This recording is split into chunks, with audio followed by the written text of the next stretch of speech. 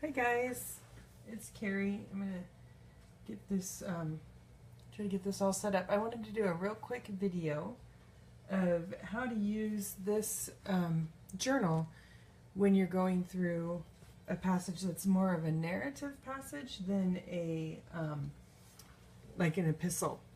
And it gets kind of hard, and I realized that when you start this journal, we're going to be going through Matthew, which is a gospel and a narrative, and Genesis and Exodus, which are also narratives. While at times there are verses that stand out, sometimes there's just not. And what do you do if there's not a verse that stands out? So this guide has, I'll just open it up to a page here.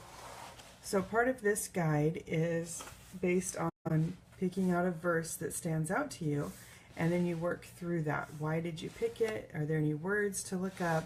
And you go through on this. Well, if you're in a narrative passage and there's not really verses that stand out because it's more telling a story of like Jesus went here and he did this and this is the people's reaction, it's really hard to force yourself to pick out a single verse. So I have a free download that I'm going to put on the blog that will help you guys continue to work in this book from a different perspective if you're doing a narrative passage. Now, all the way through, I'm on Matthew 15 right now, but all the way through this so far, I've just been using what's in here.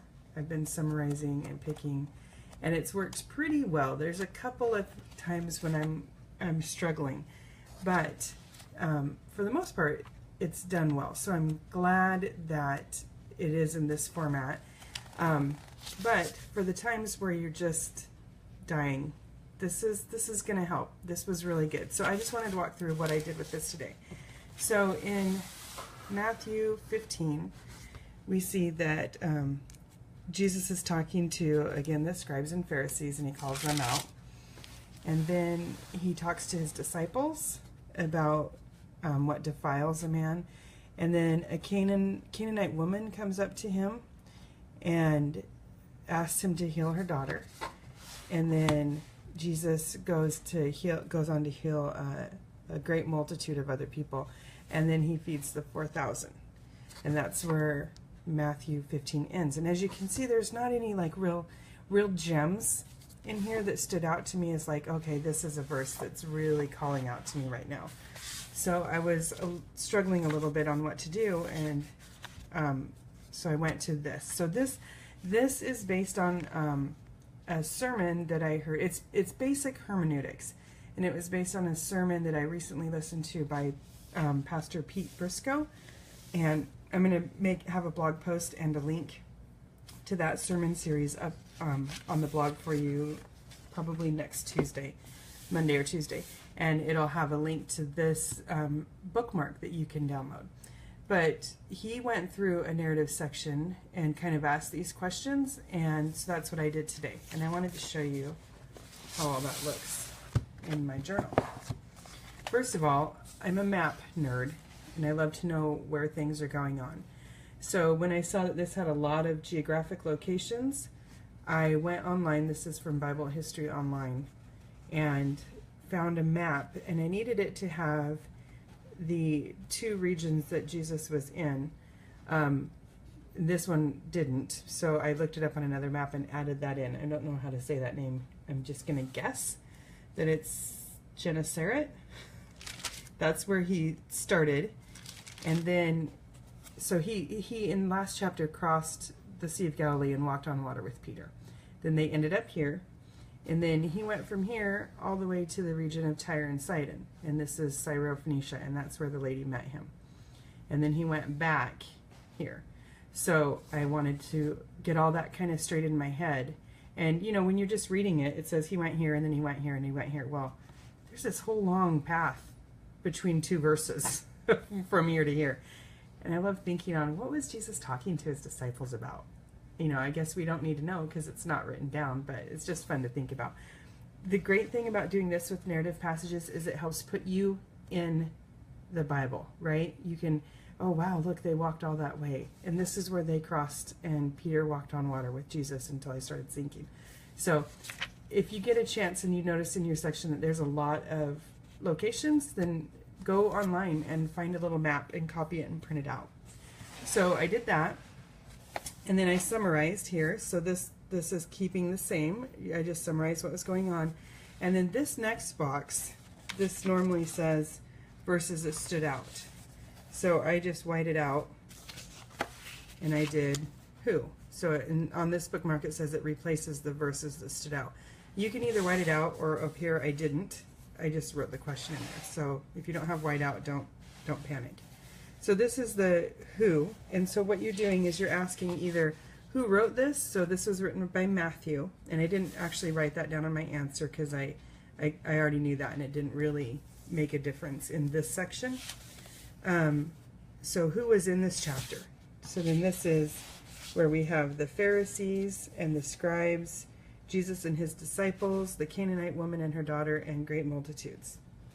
Okay, so now what was going on? Well, Jesus fed the 4,000. He called the Pharisees and scribes hypocrites and told them a parable. And then his disciples said, "Do you not realize that you made them really mad and offended them? By the way, what did you mean?"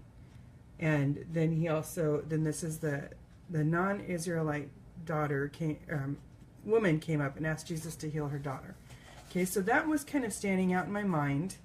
I wrote it down and I thought, okay, let's go on to the next. So this is just kind of, I'm holding this in my mind here.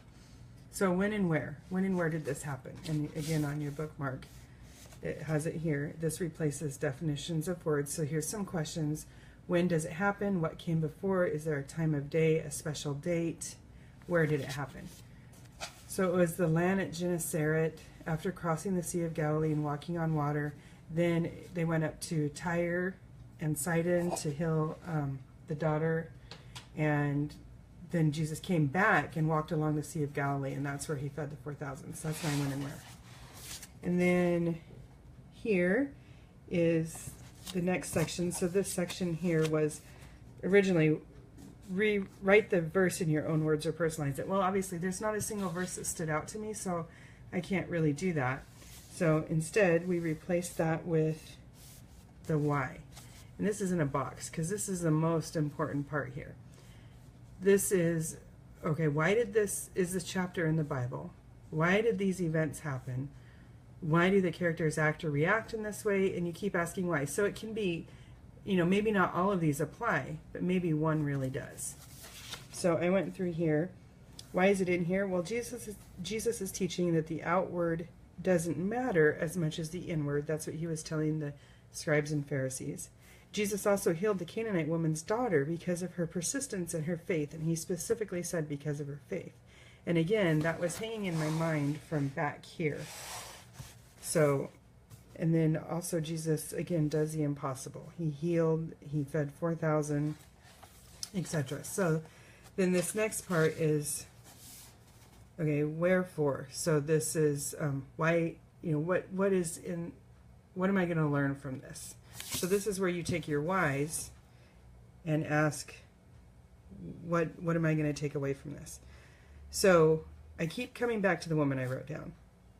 So first of all, she was paying attention because Jesus was hanging out around here, and then he walked all this way. And she knew, first of all, who he was, because it says in, let's see, Canaanite woman, she comes up to him and says, "Have mercy on me, O Lord, Son of David. My daughter is cruelly demon-possessed." So she calls him Lord. She calls him Son of David, which is very specific. Lord maybe isn't as specific as Son of David. So she calls him that. So she was paying attention.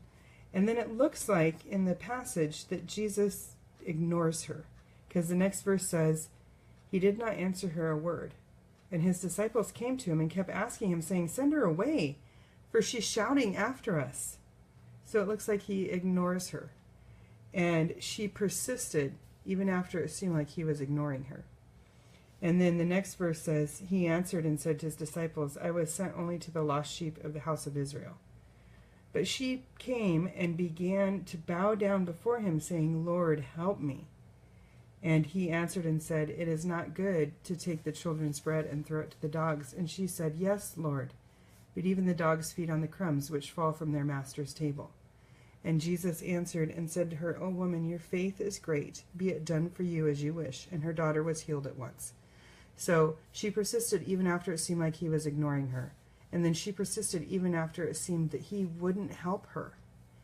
And then Jesus said, oh, of course the phone rings. I don't want direct TV. And then Jesus said that her faith was great. And then he healed her daughter. Okay, so then this stays the same as it is in the book, is how can you apply insights from this verse today or this week? So first thing is I need to be paying attention. Just like the woman, I need to look for Jesus to show up because I know he is working in my life and in the lives of others that I love and that I'm praying for. I just need to be paying attention. I am so distracted. I am so distracted with life. And it seems like Jesus is ignoring me. He's ignoring my prayers.